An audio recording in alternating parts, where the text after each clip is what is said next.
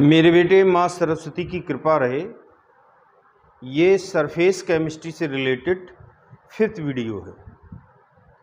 हमने first video में adsorption देखा था, सेकेंड, थर्ड और फोर्थ वीडियो में कोलॉइड्स देखा, और इस वीडियो में हम कैटालिसिस देखेंगे। तो स्टार्ट करते हैं और सबसे पहले देखते हैं कैटलिस्ट एंड कैटालिसिस। मेरे बेटे अब हम देखेंगे कैटालिस्ट एंड कैटालिसिस। सबसे पहले बर्जीलियस ने देखा कि कुछ सब्सटेंस रेट ऑफ रिएक्शन को इंक्रीज करते हैं। इन सब्सटेंसेस को उन्होंने कैटालिस्ट कहा। कैटालिस्ट वो सब्सटेंस होता है जो रेट ऑफ रिएक्शन को चेंज करता है, या तो बढ़ा दे या कम कर दे। और कैटालिस्ट रिएक्शन में इस तरह से पार्टिसिपेट करता है कि ना तो उसका मास चेंज होता है और ना ही उसका केमिकल कॉन्स्टिट्यूशन। वो रिएक्शंस जिनमें कैटालिस्ट पार्टिसिपेट करते हैं वो कहलाती हैं कैटालिसिस। तो मैंने बताया कि 1835 में बर्जीलियस ने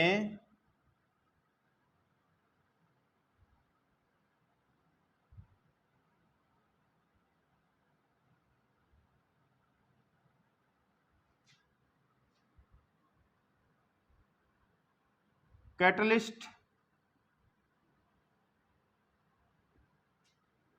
का यूज उन सब्सटेंसेस के लिए किया जो किसी रिएक्शन के रेट को इंक्रीज करते थे।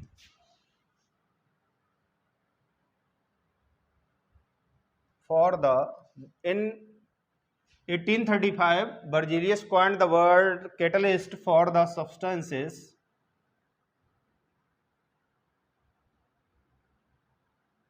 which can increase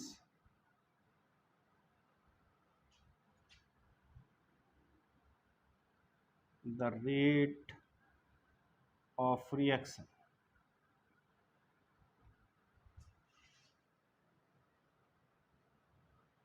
कैटलिस्ट वो फॉरेन सब्सटेंस है जो रेट ऑफ रिएक्शन को अल्टर करता है, आइदर इनहांस और retard.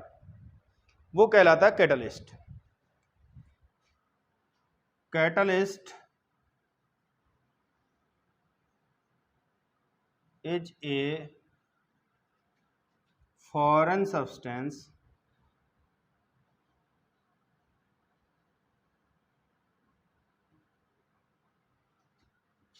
which alters either enhance or retards the rate of reaction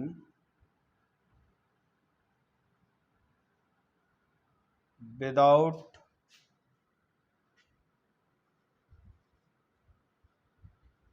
any change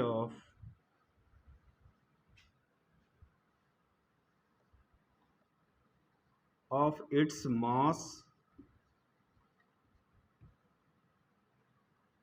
and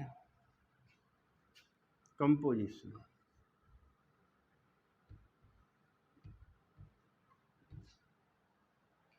Catalyst is a foreign substance which alters, mean to say either enhance or retards the rate of reaction without any change in its mass and composition. The phenomenon is termed as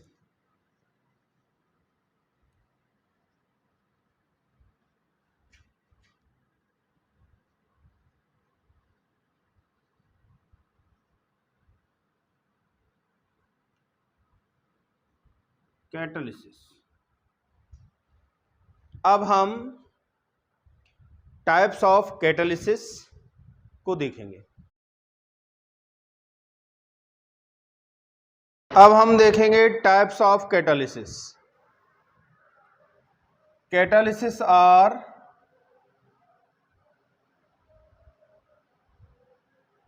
two types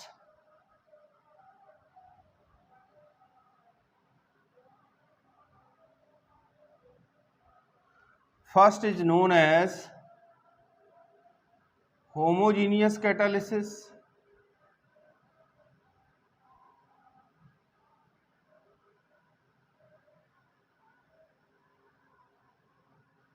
and second is known as heterogeneous catalysis.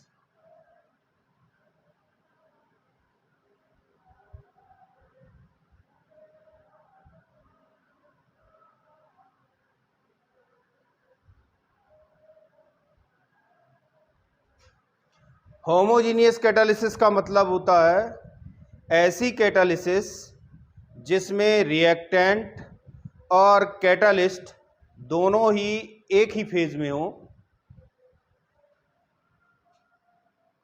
यानी कि phase of catalyst plus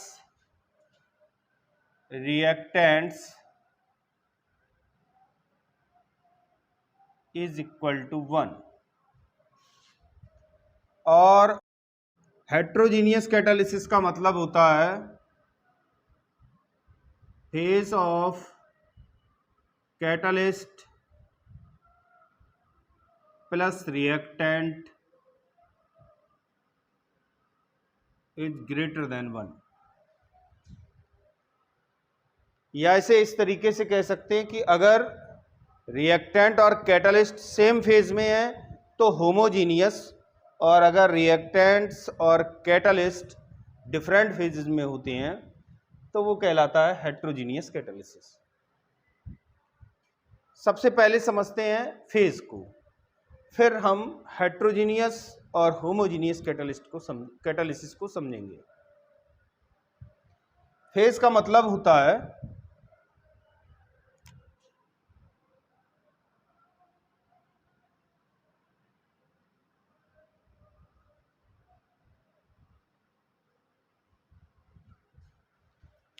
किसी भी system का वो part जो physically distinct, mechanically separable और homogeneous होता है वो कहलाता phase. Physically distinct,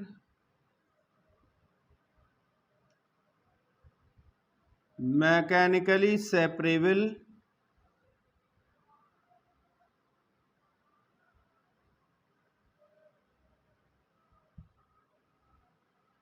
and homogeneous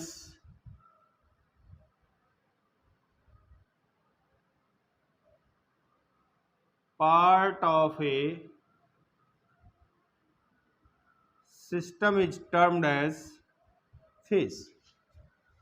physically distinct का मतलब होता है कि हम उसे देखकर, सूंघकर, टच करके ये बता सके कि ये पार्ट डिफरेंट है और ये पार्ट डिफरेंट है। मतलब हम उसकी अपने सेंसेस से पहचान कर सकें। मैकेनिकली सेपरेबल का मतलब होता है उसे हम सिंपल मेथड्स जैसे हैंड पिकिंग, फिल्ट्रेशन, डिकेंटेशन से सेपरेट कर सकें। और होमोजीनियस का मतलब होता है उसका कंपोजिशन सेम हो। तो उस पार्ट को, सिस्टम के उस पार्ट को जो फिजिकली डिस्टिंक्ट, मैकेनिकली सेपरेबल और होमोजीनियस होता है उसे फेज कहा जाता है। अगर मैं इसके बाद यहां नीचे लिख रहा हूं, गैसियस मिक्सचर के लिए देखा जाए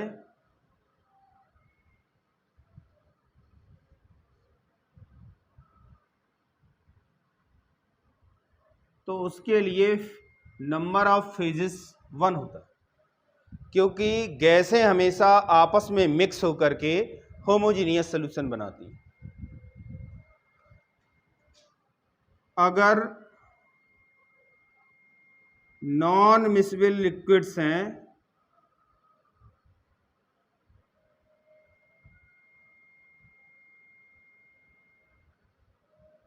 तो उनके लिए number of phases equal to हो जाएगा नंबर ऑफ नॉन मिसबल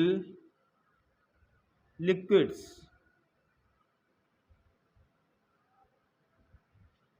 ऐसे लिक्विड जो आपस में ना मिल रहे हों और उनका मिक्सचर हो तो नंबर ऑफ फेजेस उतनी ही होगी जितने टाइप्स के नॉन मिसबल लिक्विड्स होंगे। और अगर मिसबल लिक्विड्स हैं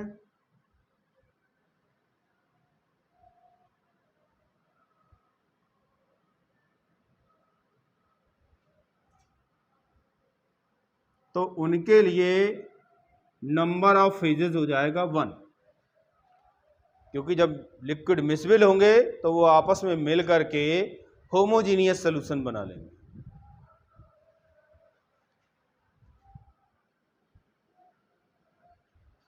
प्रत्येक सॉलिड की एक डिस्टिंक्ट फेस होती है, each solid has distinct face.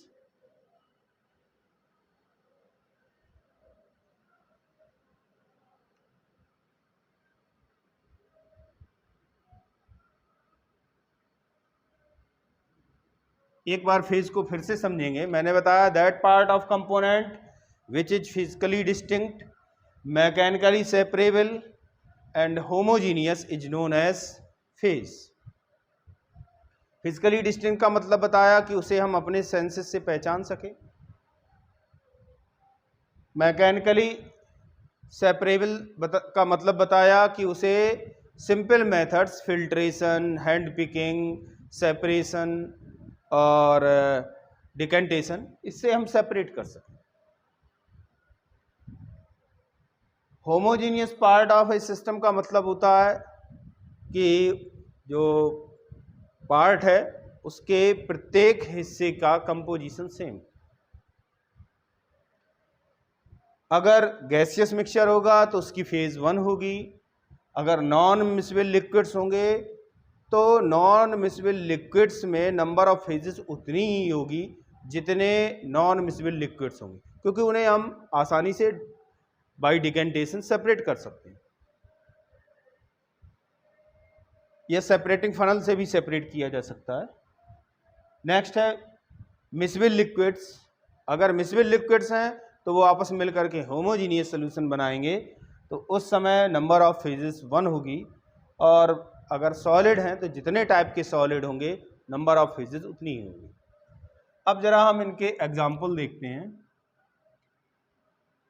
तो इसमें होमोजीनियस कैटालिसिस का फर्स्ट एग्जाम्पल है SO2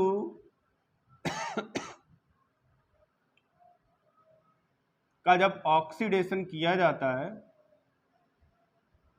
in presence of nitric oxide as catalyst, which is also in gaseous state, then formation of sulfur trioxide takes place.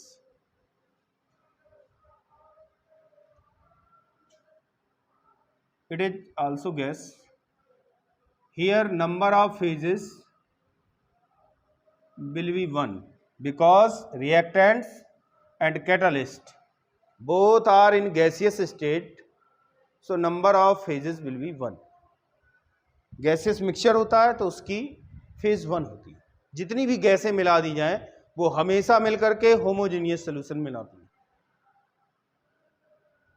दूसरा example देखेंगे। अगर ethyl acetate लिया जाए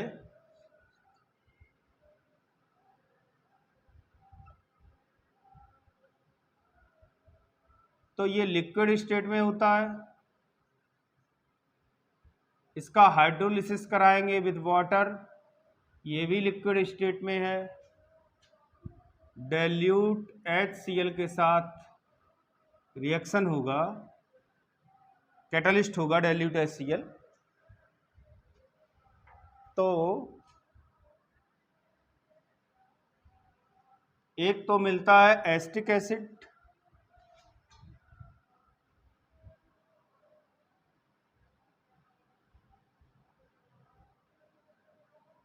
और दूसरा मिलता है एथिल अल्कोहल।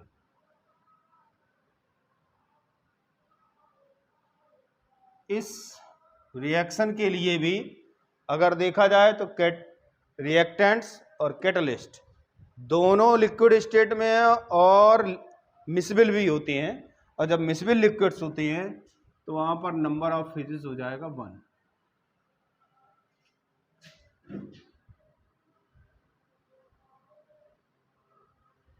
एक और एग्जांपल ले रहा हूं,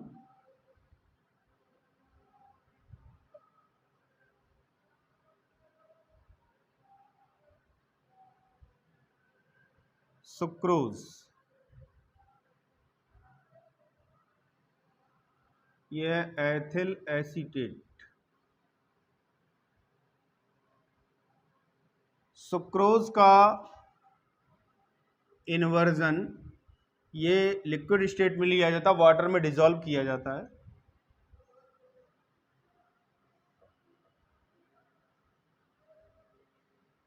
डाइल्यूट एसिड की प्रेजेंस में होता है, H2SO4 या HCl कुछ भी ले सकते हैं। तो जो चीज मिलेगी वो हो जाएगा ग्लूकोज,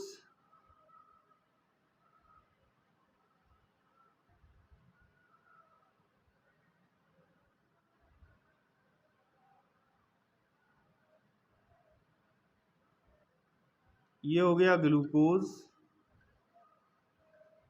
और ये हो गया फ्रक्टोज। ये जो एग्जाम्पल हमने बताए वो है होमोजीनियस कैटालिसिस के, क्योंकि सभी में नंबर ऑफ फेजेस 1 होगी।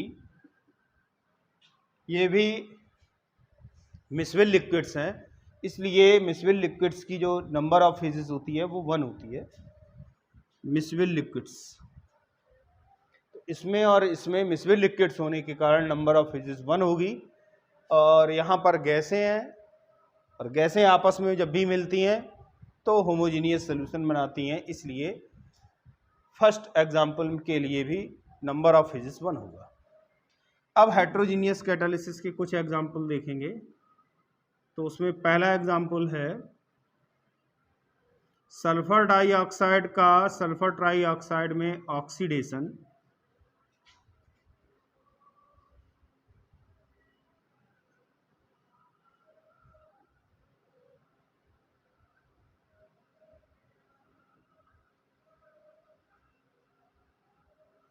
अगर प्लेटिनम की प्रेजेंस में होता है तो यहाँ पर ये गैसियस मिक्सचर होगा, इसकी फेज 1 होगी, और प्लेटिनम सॉलिड स्टेट में है इसलिए प्लेटिनम की डिस्टिंक्ट फेज होगी।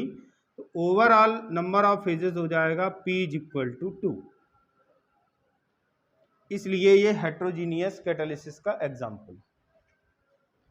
दूसरा एग्जाम्पल देखते हैं, decomposition of H2O2 in presence of platinum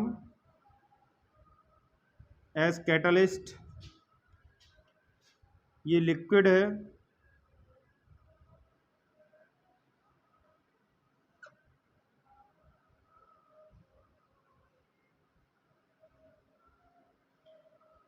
H2O + O2। यहाँ पर नंबर ऑफ फेजेस हो जाएगा 2, क्योंकि एक फेज तो होगी H2O2 की और दूसरी होगी प्लेटिनम की। H2O2 लिक्विड स्टेट में, प्लेटिनम सॉलिड स्टेट में।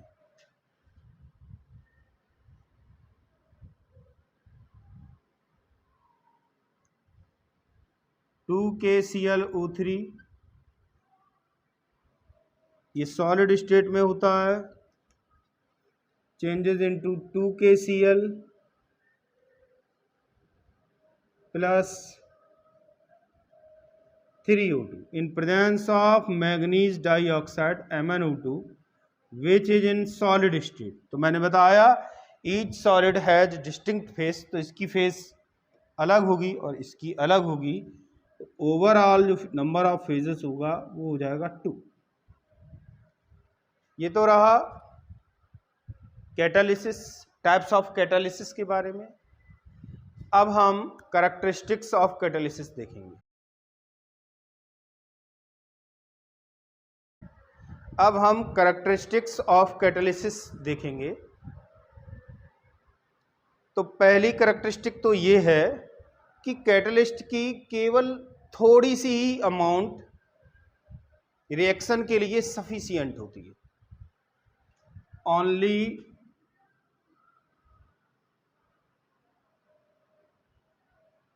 pinch amount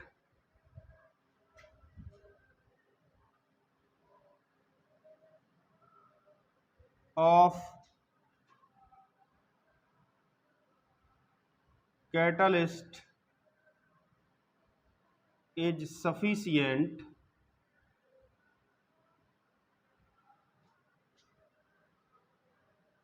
for reaction।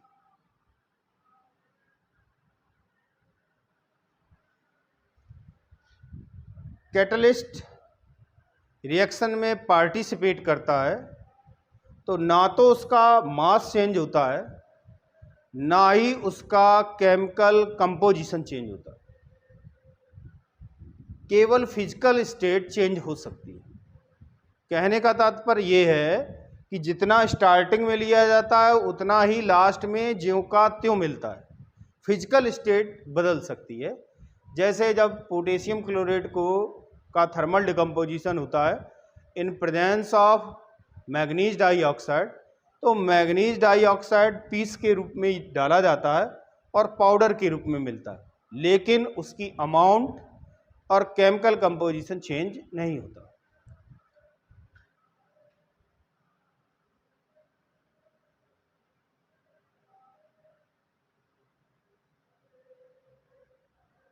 The mass and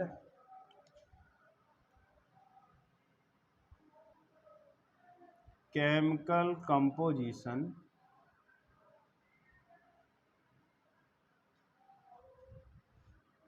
of catalyst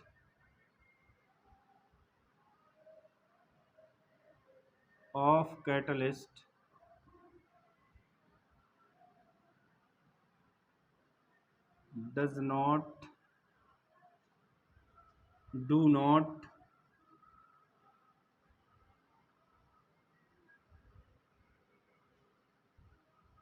not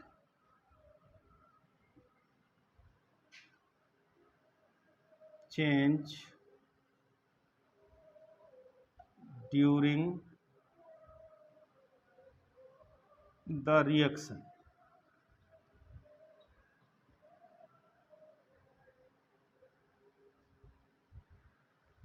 जो नेक्स्ट पॉइंट है वो ये है कि कैटालिस्ट किसी भी रिएक्शन को स्टार्ट नहीं कर सकता।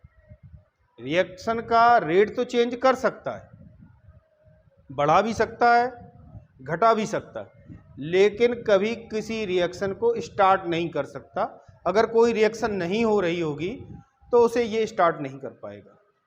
It can not initiate the reaction.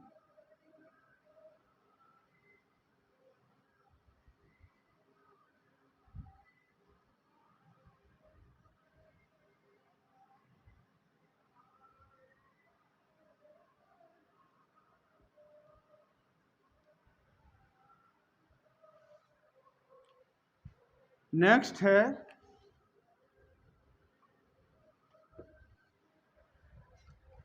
कि कैटलिस्ट की प्रेजेंस में प्रोडक्ट्स के नेचर में कोई चेंज नहीं होता। इट डज नॉट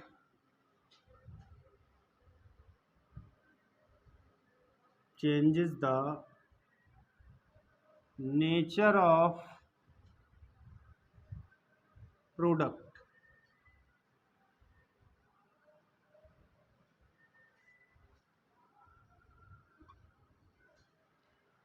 नेक्स्ट जो प्रॉपर्टी है वो ये है कि कैटलिस्ट की प्रेजेंस में इक्विलिब्रियम चेंज नहीं होता, केवल ये इक्विलिब्रियम को कम समय में मेंटेन करता है।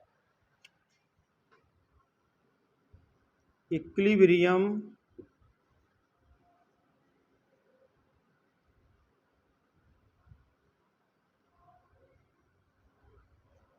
it does not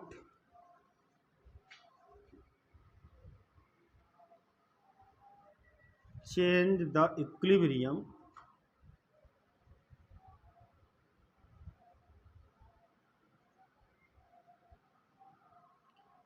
but helps to achieve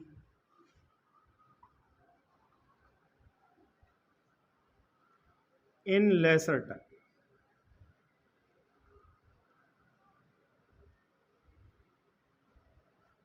अगर हम कोई भी रिएक्शन देखें जो रिवर्सिबल होती है तो उसमें यदि rate versus time graph plot करें तो फॉरवर्ड रिएक्शन के लिए इस तरीके से मिलता है और बैकवर्ड रिएक्शन के लिए इस तरह मिलता है।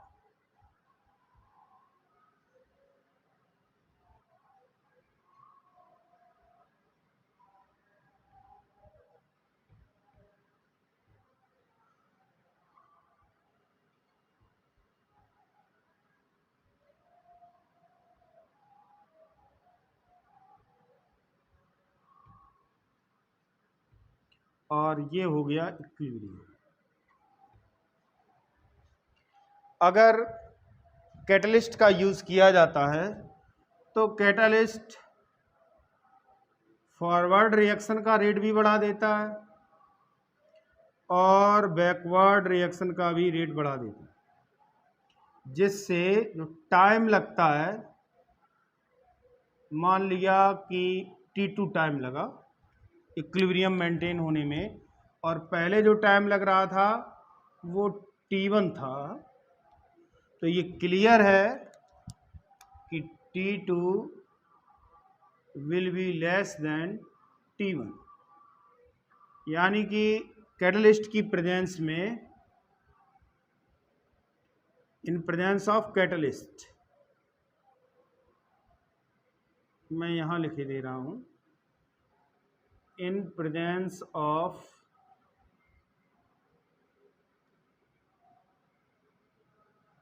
कैटलिस्ट, कैटलिस्ट की प्रेजेंस में rate of reaction, forward reaction का भी रेट बढ़ता है और बैकवर्ड रिएक्शन का भी रेट बढ़ता है, जिससे इक्विलिब्रियम मेंटेन होने में कम टाइम लगता है। T2 is less than T1।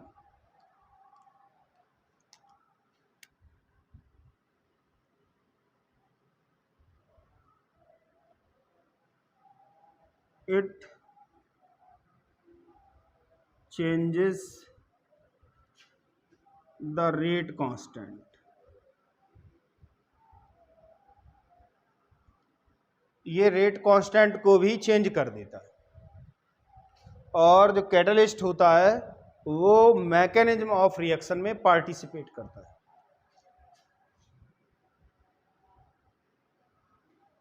It participates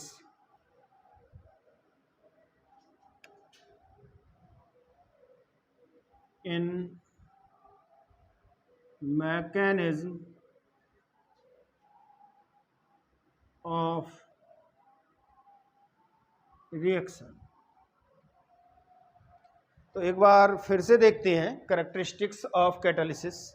मैंने बताया कि कैटलिस्ट की केवल थोड़ी सी अमाउंट ही रिएक्शन के लिए सफिशिएंट होती है। Only pinch amount of catalyst is sufficient for the reaction. Reaction में कैटलिस्ट का ना तो मास चेंज होता है ना ही केमिकल कॉन्स्टिट्यूशन चेंज होता है। The mass and chemical composition of catalyst does not changes change during the reaction. Catalyst किसी भी रिएक्शन को स्टार्ट नहीं कर सकता, it can not initiate the reaction. केवल रेट ऑफ रिएक्शन को चेंज कर सकता है, लेकिन किसी भी रिएक्शन को इनिशिएट नहीं कर सकता।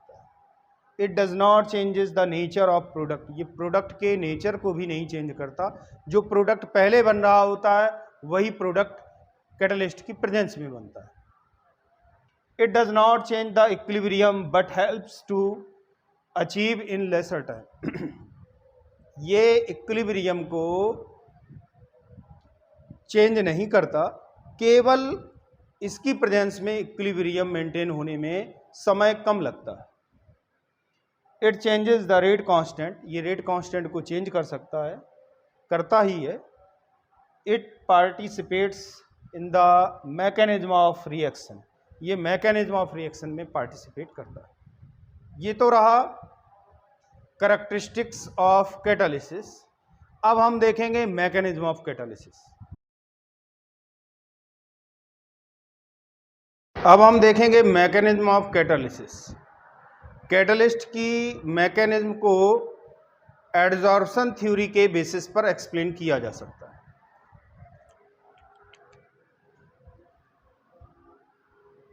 The mechanism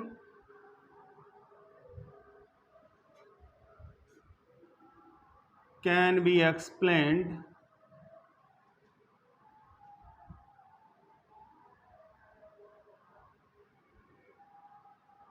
on basis of adsorption theory।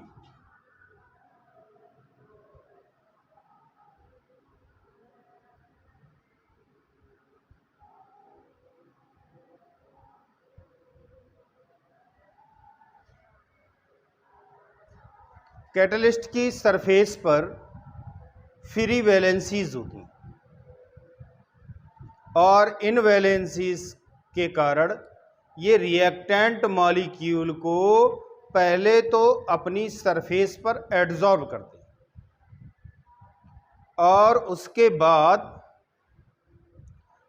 जब उसका कंसंट्रेशन बढ़ जाता है तो ये जो रिएक्टेंट मॉलिक्यूल होता है उसके बॉन्ड्स को कमज़ोर करके तोड़ देते हैं और फिर रिएक्टेंट्स के नए बॉन्ड कैटलिस्ट के साथ बन जाते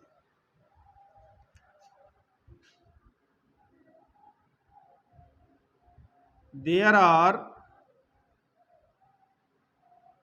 free valencies at the surface of catalyst to adsorb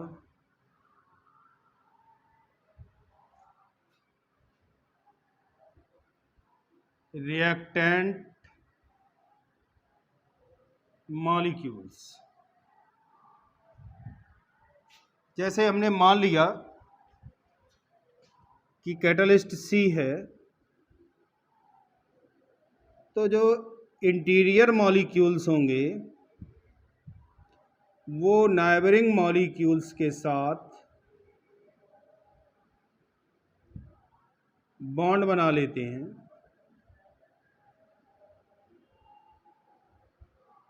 ज़्यादा बड़ा नहीं कर रहा हूँ, इतना ही रख रहा हूँ। नाइबरिंग मॉलिक्यूल्स के साथ बॉन्ड बना लेते हैं तो इंटीरियर में जो मॉलिक्यूल्स होंगे उन पर कोई भी रेजिडुअल फोर्स नहीं होगा, लेकिन जो सरफेस पर होंगे उन पर फ्री वैलेंसीज या रेजिडुअल फोर्सेस होते हैं और इन्हीं से ये मॉलिक्यूल्स को एड्जॉर्ब करते हैं।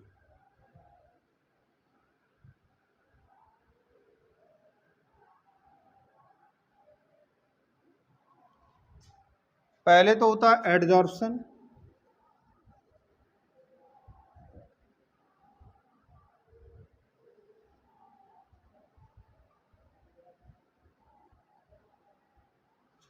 फिर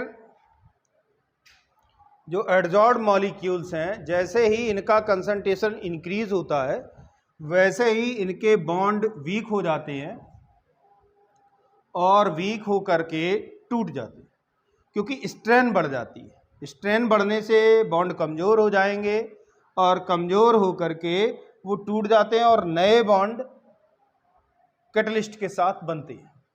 और जब कैटलिस्ट के साथ नए बॉन्ड बनते हैं तो जो ओवरऑल कंपाउंड बनता है उसे कहा जाता है activated complex.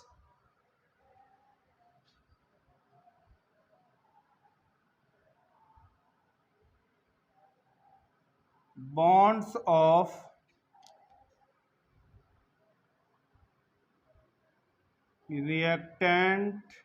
reactants molecules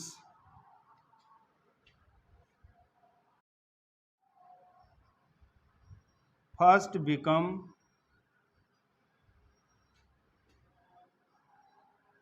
weak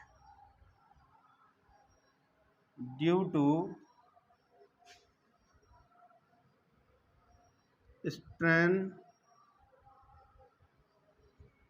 and then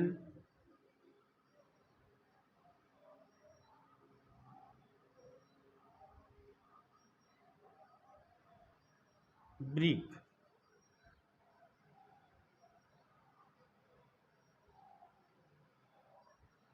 New bonds form with catalyst to form activated complex.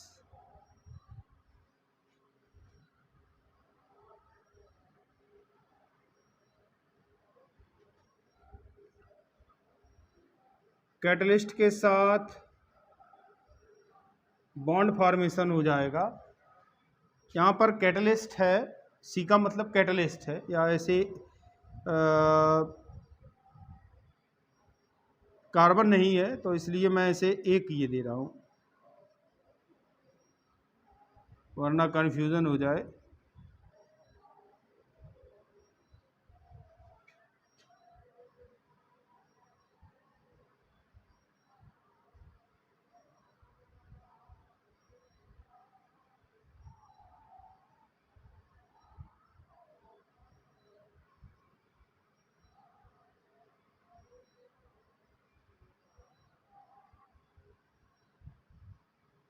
और जो न्यू बॉन्ड फॉर्मेशन होगा वो हो जाएगा विथ कैटलिस्ट।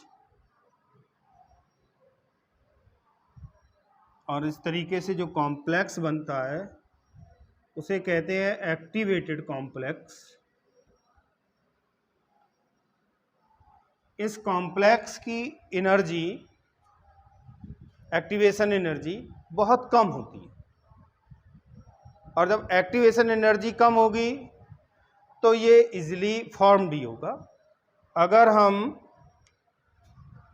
किसी भी रिएक्शन को देखें,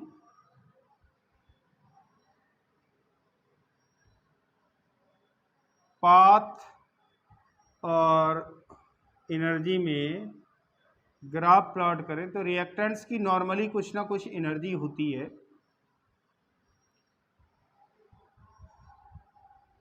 ये रिएक्टेंट रहा, ये प्रोडक्ट हुआ। तो रिएक्टेंट से प्रोडक्ट डायरेक्ट नहीं बनते, पहले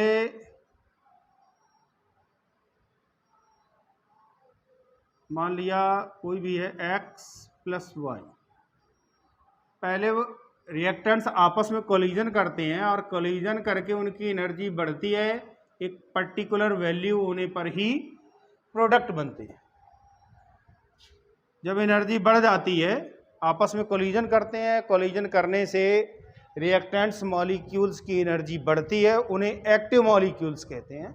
और जब एक्टिव मॉलिक्यूल्स आपस में कोलाइड करते हैं तो एक्टिवेटेड कॉम्प्लेक्स बनता है। एक्टिवेटेड कॉम्प्लेक्स की एनर्जी बहुत ज़्यादा होती है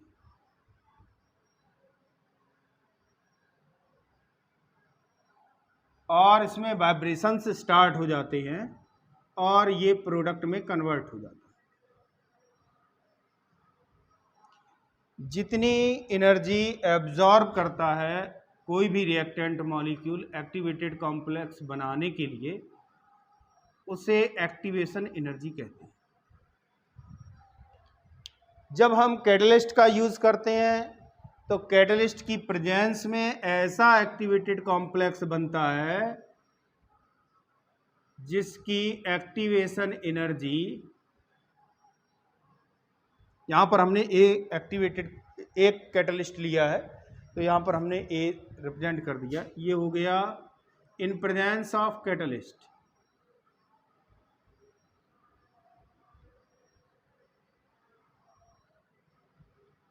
अगर कैटलिस्ट का यूज करेंगे तो ऐसा एक्टिवेटेड कॉम्प्लेक्स बनेगा जिसकी एक्टिवेशन एनर्जी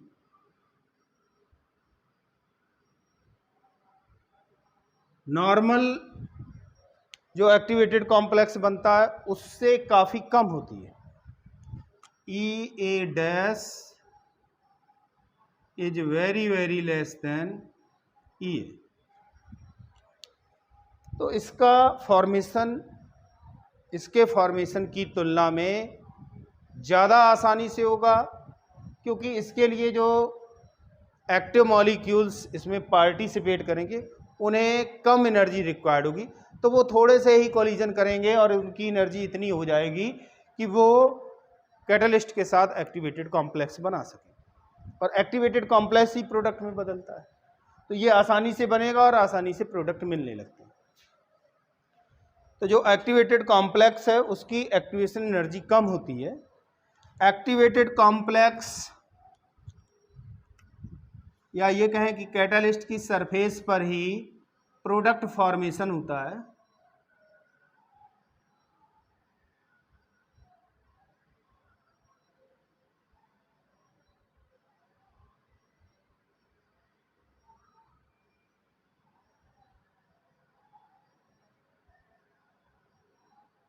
और ये प्रोडक्ट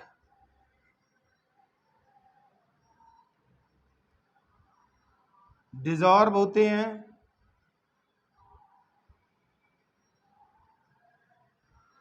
और सरफेस को फ्री कर देते हैं, क्योंकि जो प्रोडक्ट बनता है उसकी कैटलिस्ट की सरफेस के साथ अटैच होने की अफिनिटी बहुत कम होती है, इसलिए वो इसके साथ जुड़ा रहना पसंद नहीं करता और सरफेस को छोड़कर निकल जाता है।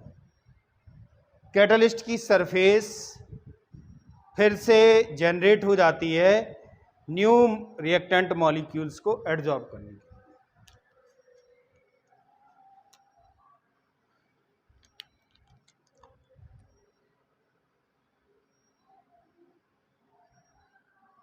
The activation energy of activated complex in presence of catalyst, मैं पूरा ही लिख रहा हूँ, the activation energy of activated complex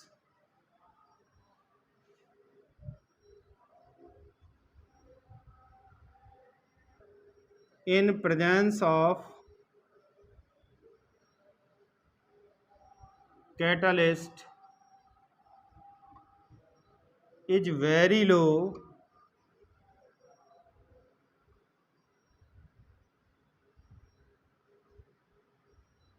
than the activated complex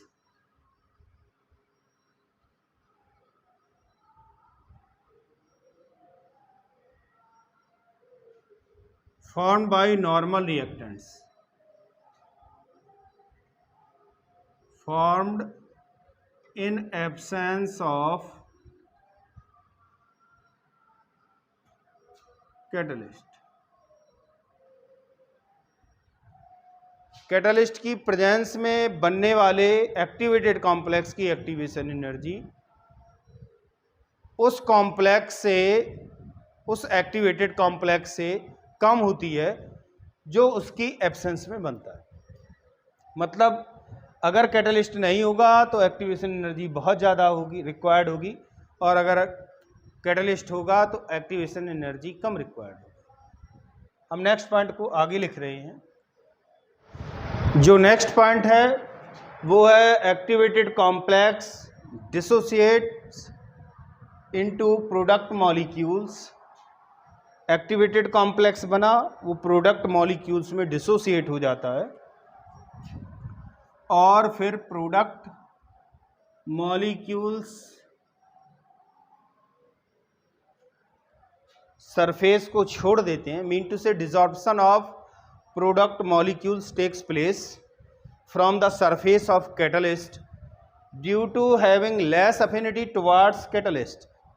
जो प्रोडक्ट होते हैं उनकी कैटलिस्ट के लिए अफिनिटी कम होने के कारण वो सरफेस को छोड़ देते हैं और इस तरीके से कैटलिस्ट फ्री हो जाता है।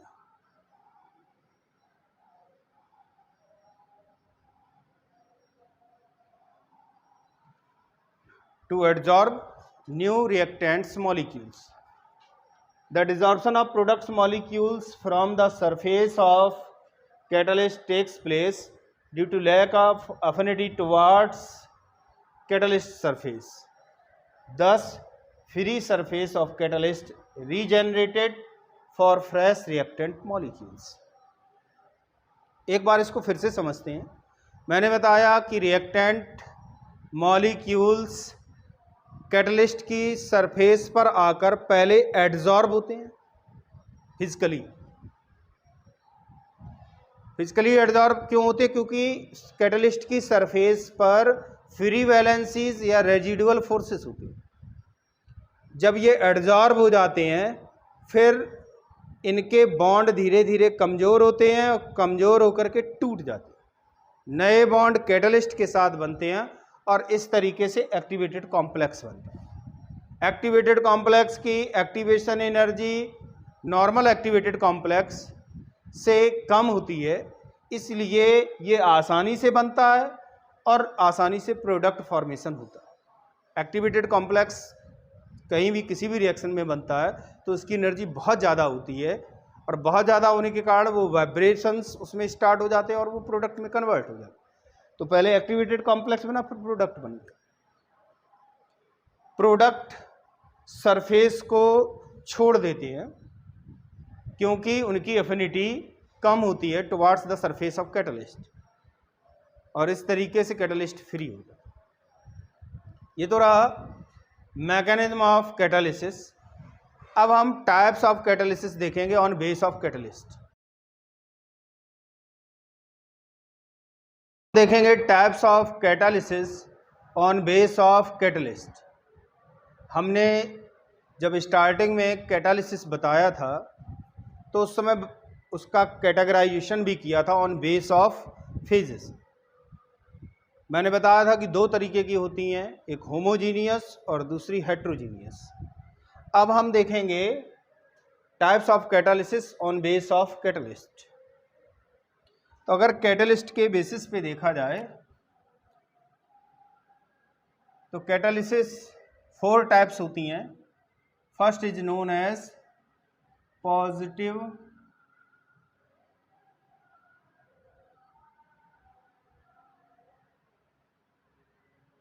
Catalysis,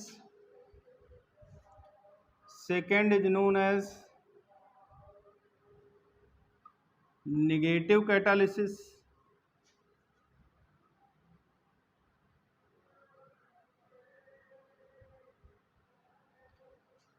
third is known as auto catalysis,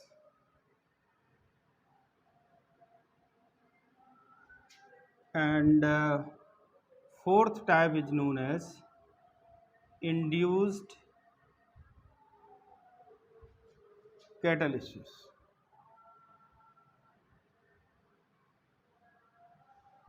अब हम इन्हें एक एक करके समझते हैं।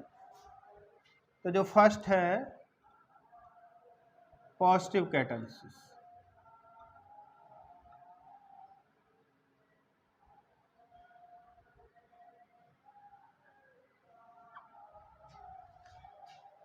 वो कैटालिसिस जिसमें कैटलिस्ट की प्रेजेंस में रेट ऑफ रिएक्शन बढ़ जाता है, इंक्रीज होता है, उसे कहा जाता है positive catalysis. The reaction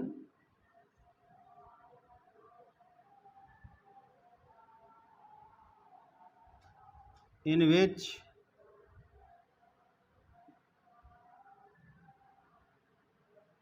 rate is increased by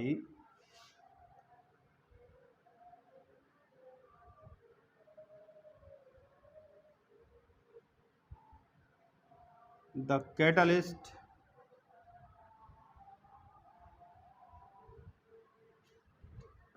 is known as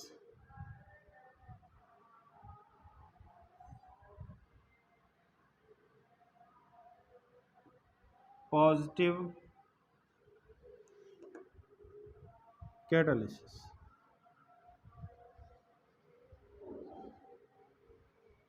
हमने अभी तक जितने भी एग्जाम्पल्स देखे थे वो सभी पॉजिटिव कैटालिसिस की थी। जैसे अब हम कुछ और भी देखेंगे। SO2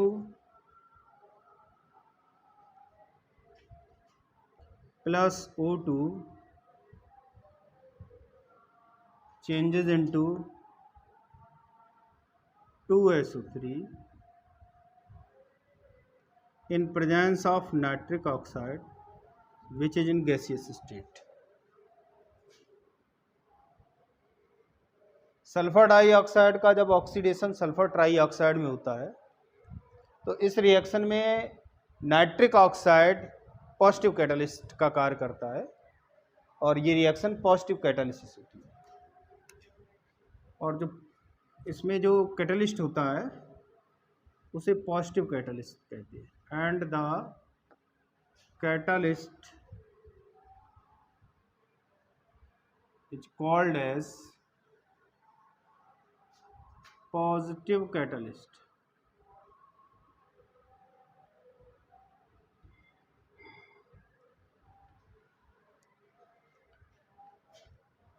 दूसरा एग्जाम्पल है CH3 COOC2H5 प्लस H2O, ये एस्टर हो गया in presence of dilute acid HCl which is also liquid changes into CH3 COOH plus C2H5OH।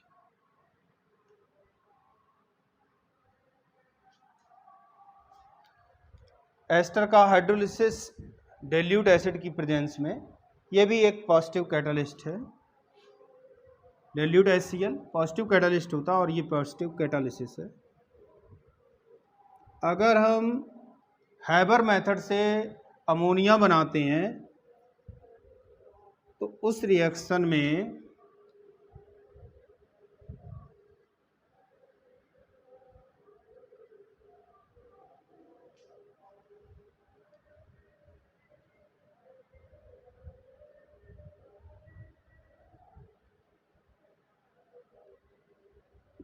Fe यानी कि आयरन पॉजिटिव कैटालिस्ट का कार्य करता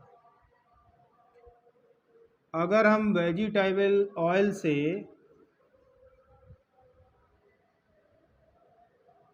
फैट बनाना चाहें तो उसके लिए हाइड्रोजनेशन कराया जाता है इन प्रेजेंस ऑफ निकेल। तो वेजिटेबल ऑयल वेजिटेबल घी में कन्वर्ट हो जाता है, उसे फैट कहते हैं। ये सभी पॉजिटिव कैटालिसिस है।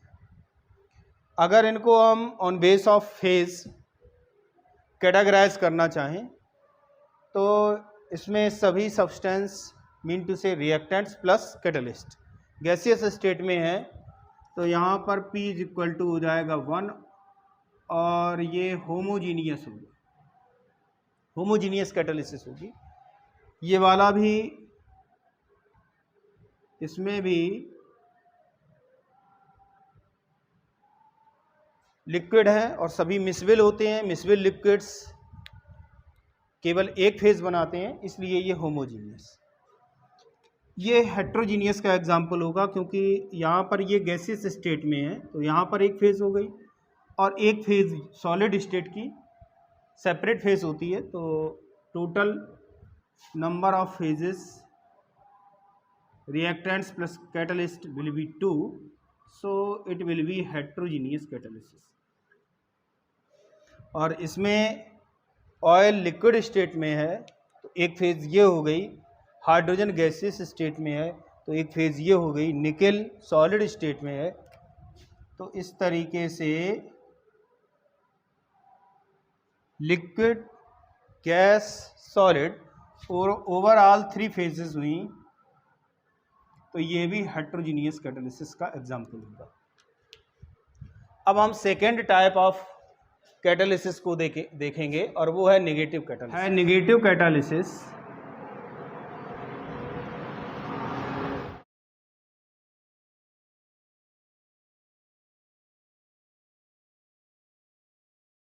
वो कैटालिसिस जिसमें रेट ऑफ रिएक्शन कैटलिस्ट की प्रेजेंस में कम हो जाता है, उसे कहा जाता है नेगेटिव कैटालिसिस, और उस कैटलिस्ट को कहते हैं negative catalyst.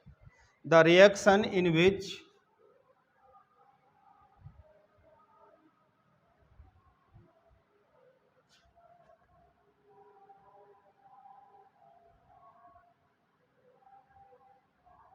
rate is retarded by the catalyst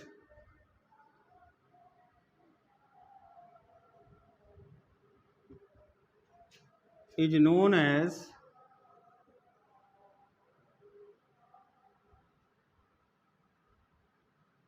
negative catalysis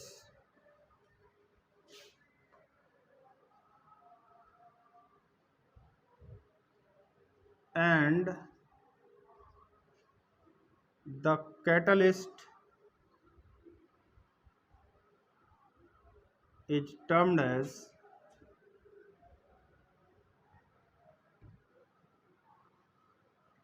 negative catalyst।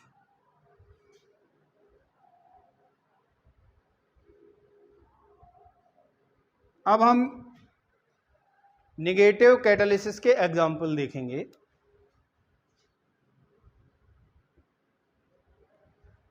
H2O2 का डिकम्पोजिशन H2O और O2 में होता है। इस रिएक्शन को H3PO4 रिटार्ड करता है, इसलिए H3PO4 नेगेटिव कैटालिस्ट होगा और ये नेगेटिव कैटालिसिस का एग्जाम्पल होगा। Decomposition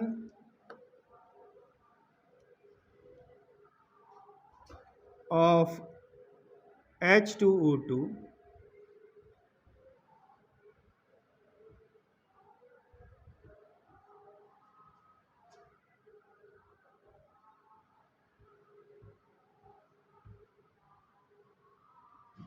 is suppressed by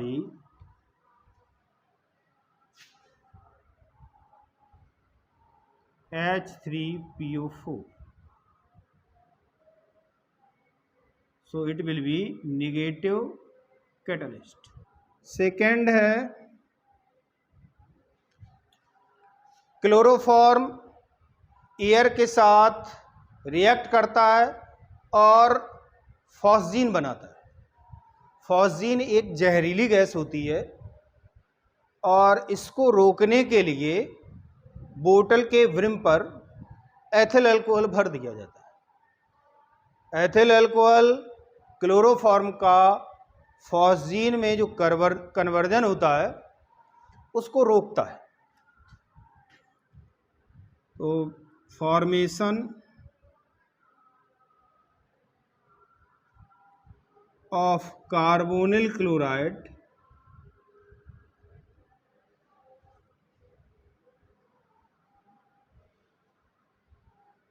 from chloroform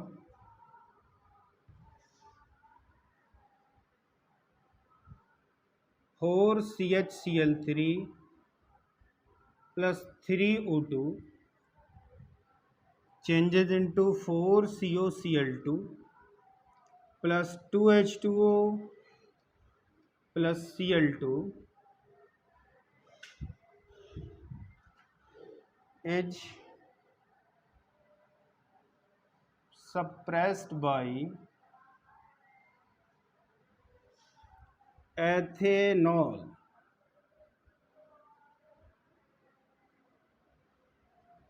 C2H5OH। इसी तरीके से जो थर्ड एग्जाम्पल है वो है टेट्रा एथिलेट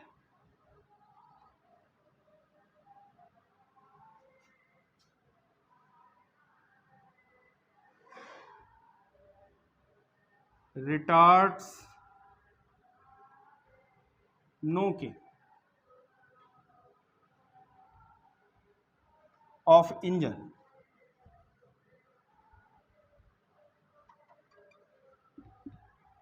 जो टेट्रा एथिलेट होता है वो एंटी नोकिंग एजेंट्स की तरीके से यूज़ किया जाता था, उसे पेट्रोल में मिला दिया जाता था, लेकिन आजकल उसका यूज़ नहीं किया जाता क्योंकि वो पॉल्यूटेंट है। नेक्स्ट टाइप ऑफ कैटालिसिस है auto catalysis.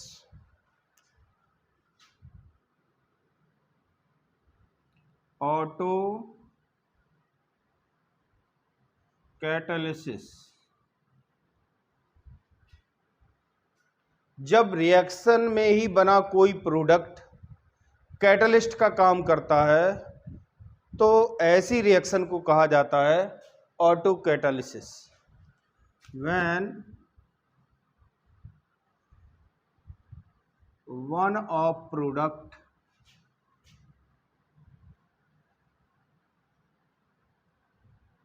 formed in reaction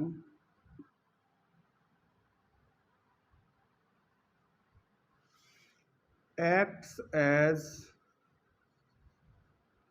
a catalyst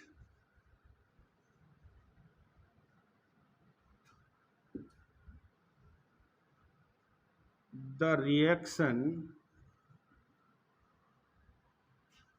is called as auto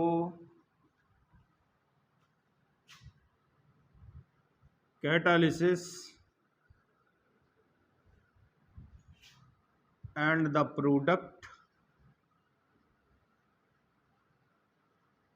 which catalyzes the reaction is called as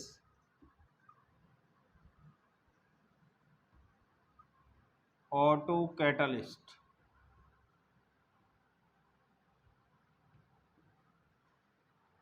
For example,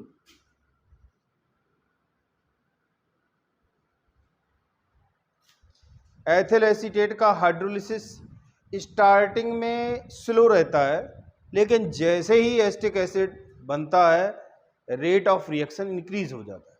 इसका मतलब है इस रिएक्शन में एसिटिक एसिड ऑटो कैटलिस्ट का काम करता है। एथिल एसीटेट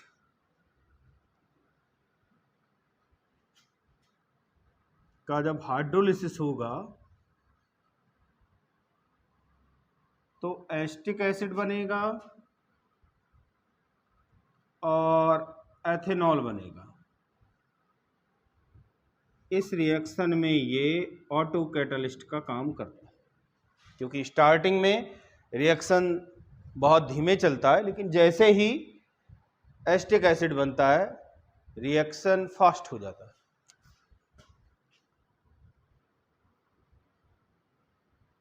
आर्सीन का decomposition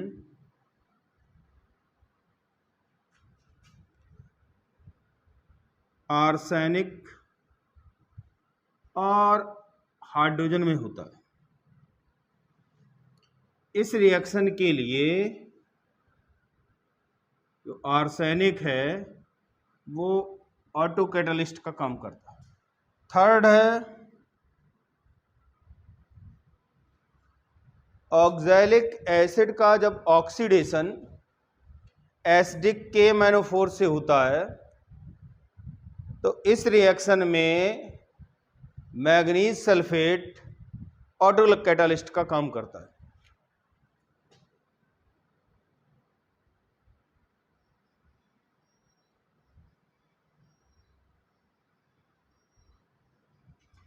oxalic acid plus 2KMnO4 plus 3H2SO4 changes into K2SO4 plus MnSO4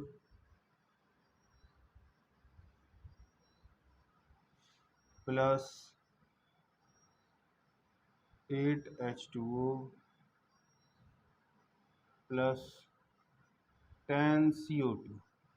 इस रिएक्शन में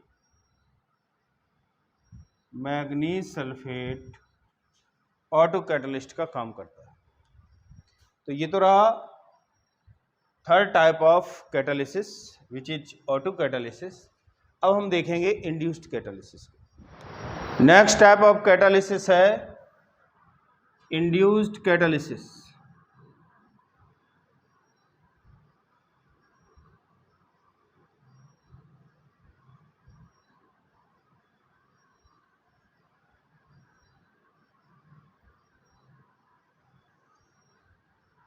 जब एक रिएक्शन दूसरी रिएक्शन को कैटेलाइज करती है तो इसे इंड्यूस कैटालिसिस कहते हैं।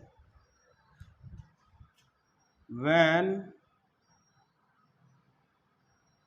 One reaction catalyzes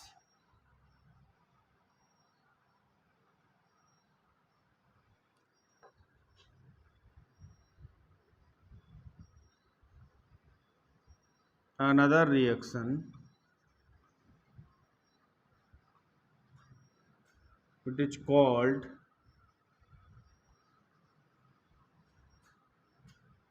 induced catalysis.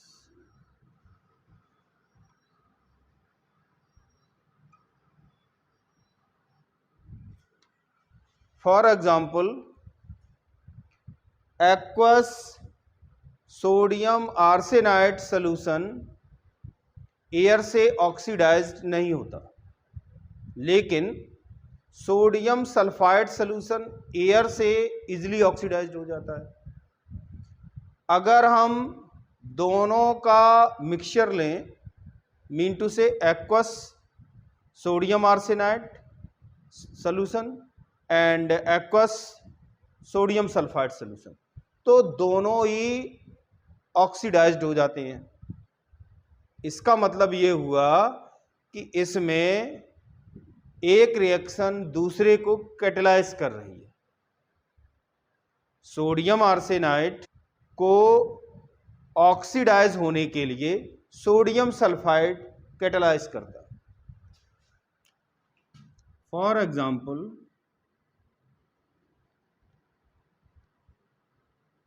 Sodium arsenide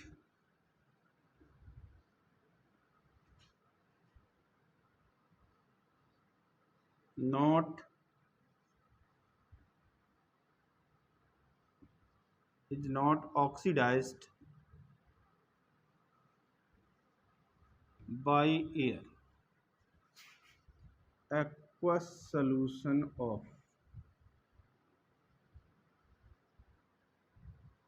but aqueous solution of sodium sulfite is readily oxidized by air. Sodium arsenide का जो सोल्यूशन होगा वो एयर से ऑक्सीडाइज नहीं होगा, लेकिन सोडियम सल्फाइड सोल्यूशन एयर से ऑक्सीडाइज्ड हो जाता। और अगर दोनों को साथ लिया जाए, mixture of both the aqueous solutions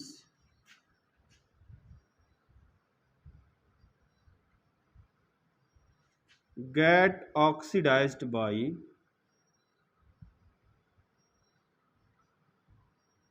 air। दूसरा एग्जाम्पल समझेंगे। दूसरा जो एग्जाम्पल है वो है मर्क्यूरिक क्लोराइड का ऑक्सैलिक एसिड से रिडक्शन धीमे धीमे होता है, जबकि KMnO4 का ऑक्सैलिक एसिड से रिडक्शन तेजी से होता है। यदि मर्क्यूरिक क्लोराइड और KMnO4 मीन टू से पोटेशियम परमैंगनेट दोनों को एक साथ लिया जाए तो दोनों ही रिड्यूस हो जाते हैं।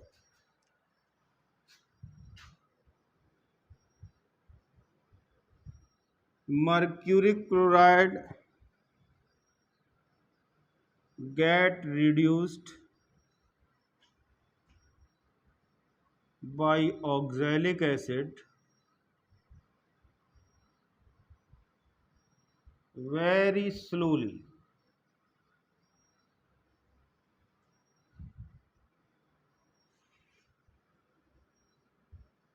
KMnO4 get reduced by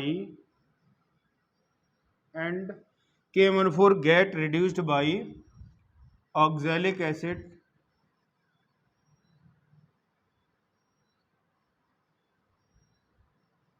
easily। Mixture of mercury chloride and potassium permanganate get reduced by oxalic acid very easily। तो इसका मतलब ये हुआ कि इस रिएक्शन में जो KMnO4 है वो फर्स्ट रिएक्शन मीन टू से रिडक्शन ऑफ मर्क्यूरी क्लोराइड को कैटेलाइज कर रहा है। Reduction of KMnO4 reduction of mercury chloride को कैटेलाइज कर रहा है, तो ये इंड्यूस्ड कैटालिसिस का एग्जांपल। इस वाली रिएक्शन में oxidation of sodium sulphide oxidation of sodium arsenide को कैटेलाइज कर रहा। तो जब एक रिएक्शन दूसरी रिएक्शन को कैटेलाइज करती है तो इसे कहा जाता है इंड्यूस्ड कैटालिसिस। ये तो रहा types of catalysis on base of catalyst के बारे में। ये वीडियो यहीं फिनिश होता है। हम नेक्स्ट वीडियो में रेस्ट पार्ट ऑफ कैटालिसिस को देखेंगे। Till then work hard.